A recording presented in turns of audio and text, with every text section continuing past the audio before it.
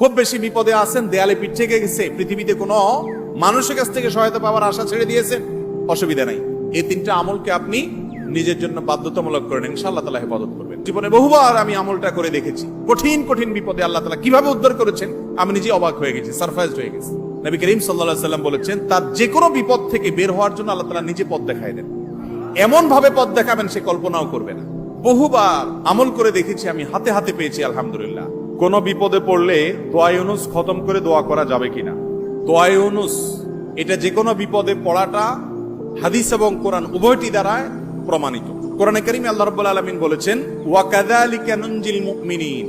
ইউনুস আলাইহিস সালাম বিপদে পড়ার পর তিনি যে দোয়া করেছেন, লা ইলাহা ইল্লা আনতা সুবহানাক ইন্নী কুনতু মিনাজ জালিমিন, এই বাক্যগুলো পড়ার পর এগুলো বলে বলে আল্লাহর কাছে তিনি দোয়া করেছেন, আল্লাহ তাআলা তার বিপদ উদ্ধার করেছেন। বিপদে পড়ার পর তিনি যেরকম